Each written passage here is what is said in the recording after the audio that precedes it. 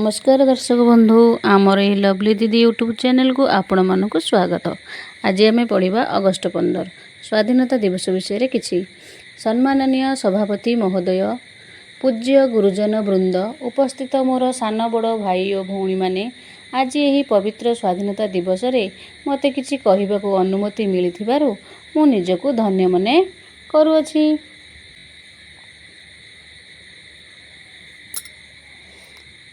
आज अगस्ट 15 2023 मसीहा आम देशर 77तम स्वाधीनता दिवस। आम्भे 1947 मसीहा ठारू प्रति वर्ष ए अगस्ट 15 तारिख को स्वाधीनता दिवस भावे पालन करूअछु।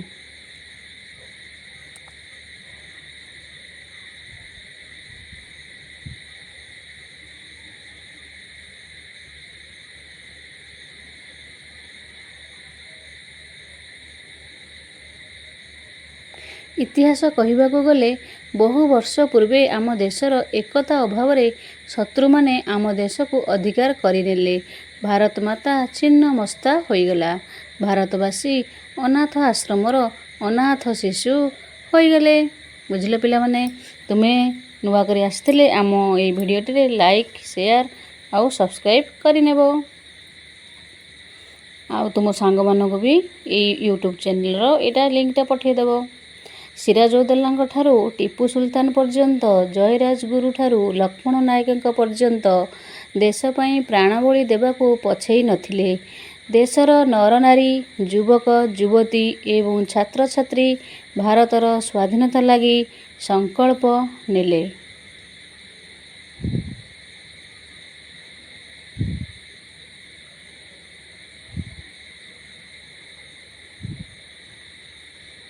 यापर लवण सत्याग्रह हैला, असहयोग आंदोलन हैला और महात्मा गांधी अहिंसा नीति धारण कले। स्वाधीनता संग्रामी सुभाष चंद्र बोस कहिले, मते रक्त दियो मु तुमको स्वाधीनता देवी। किए कहिले? स्वाधीनता देवी सुभाष चंद्र बोस कहिले, मते रक्त दियो मु तुमको स्वाधीनता देवी। कहीं कहिले? कहीं कहिले? जेतबेले लवण सत्याग्रह चलीथिला।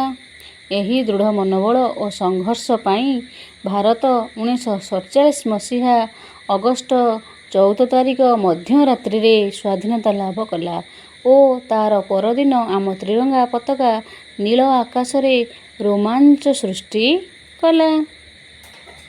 बुझले पिला माने, तुम याको भाषण भी दे परिबो एवं निज खाता रे लिखि नियो।